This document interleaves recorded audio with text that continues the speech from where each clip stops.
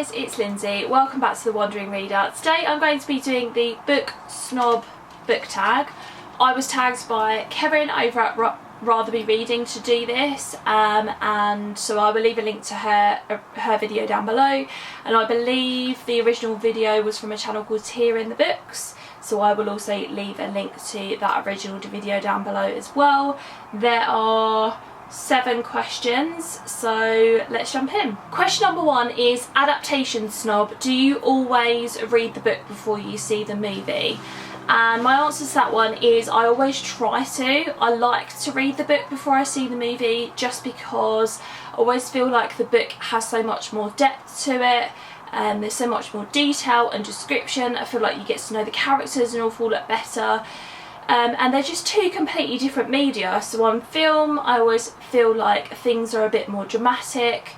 Obviously, they've got to pay more attention to things like cinematography and things like that. And they've also got to think about time, so you don't always get the depth and detail like you do in a book. So yeah, I do like to read the book first. It doesn't always happen, but I will deliberately not go and see a film in the cinema because I haven't read the book. So yeah, I do try to. Okay, question number 2 is Format Snob. You can only choose one format of book to read for the rest of your life. Which is it? So paperback, ebook or audiobook. And this is really hard because I do like reading from all of those formats. I think I could probably disregard audiobooks to begin with though. I tend to listen to audiobooks when I'm in the car on the way to work, or you know, just in the car on a longer journey, or when I'm in the gym. So that would be less of an issue for me to get rid of that particular format. And then we've got paperback and ebook left. I do really like reading on my Kindle, but I think if I had to choose between the 2, I'd probably go for paperback, just because there's obviously something about having a book in your hand, there's something about collecting a load of books that I really like, but I don't want to give up any of those formats. Question number 3 is Ship Snob. Would you date or marry a non-reader? Yeah, so would I ship snob, would I date or marry a non-reader? I have dated a non-reader, and I mean, I didn't break up with them because they weren't a reader. There were obviously different reasons from that, but I think it's like, obviously you know that Stefan is a massive reader, and although he reads different genres from me, I really feel like it's nice to have that as a shared hobby. You know, we talk about things that we're reading, we talk about, you know, new releases that are coming out and things like that, and yeah, I just feel like he's on my wavelength for that reason, and obviously other reasons as well, but that's one of the reasons why I feel like he's so much on my wavelength, because obviously we have that in common. So it would be high on my list of priorities if I was looking for a new partner, definitely. I don't think it would be like the tipping point, but it would be a priority for me. Okay, number 4 is Genre Snob. You have to ditch one genre that you can never read for the rest of your life. Which would it be? I mean, I'm just going to pick something that I don't like already, aren't I? So I don't really like horror books, so I'm just going to ditch those.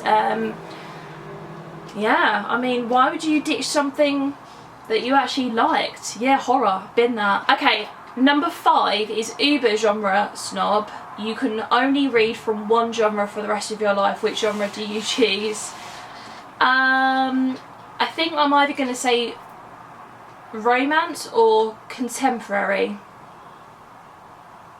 But then I really like thrillers as well. God, this is really hard. If I say contemporary, then I think that covers a multitude of sins, because you can get some contemporary thrillers, you can get some contemporary romance. Yeah, there are lots of like sub-genres in there. As long as I can read from sub-genres as well, I think that would mean that I had a wide enough kind of range of things to pick from, because I do like, although I'm reading a lot of contemporary and a lot of romance at the moment, I do like to have other options open to me, and I don't just read from those things. You know, I like my thrillers, I like a bit of literary fiction, you know, a bit of well, young adult's not really a genre, but you know what I mean, like, you know, the odd bit of fantasy. you know, those kinds of things. So yeah. Question number 6 is community snob. Which genre do you think gets the most snubs in the bookish world or on BookTube from the bookish community? And I would like to say that on BookTube, I think most people are pretty inclusive when it comes to, you know, you just read whatever you like, you know, that kind of idea. I think outside of BookTube, there are definitely some genres where, you know, people can be quite snobby about stuff. So I think, you know, commercial thrillers and romance, those two genres in particular, and particularly romance, because obviously I'm more interested in that particular genre at the moment, I think people can be really snobby about. I, you know, have had experiences where I've been reading a romance book and I haven't necessarily wanted to share that with people, just because I know that some people's reactions to that would be, oh, you're reading a romance, you know, that's trash.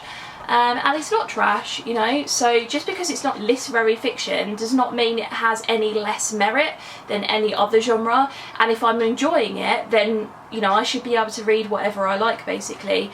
So yeah, I think, you know, people often stamp all over romance and they really shouldn't. Okay, question number 7 is snobbery recipient. Have you ever been snubbed for something in particular that you've been reading or reading in general? And I think I covered that in the last kind of answer, the last question that I answered. I don't think I've ever been snubbed for being a reader. Maybe some of my students think that reading isn't as cool as I think it is, but they've never said anything to me in particular. I don't think I've ever had a comment about, oh, you read, sort of thing. Nobody's ever said that to me before, but like I said, I have had the feeling that, you know, I have to kind of maybe not share what I'm reading with people because that will get that kind of reaction from them. I mean, I don't know, I could be wrong. And maybe I should just come out with it. Maybe I should. I'll be a little bit braver about that next time. Okay, and those were all of the questions. So I think I'm going to tag Doris from All the Books. I'm going to tag Krista from Books and Jams. Yeah, those two people. I tag you to do this tag. Yeah, I'd love to have a chat with you in the comments below about any of your answers to these questions. Love chatting to you guys as always. Thanks very much for watching and I'll see you in my next video. Bye.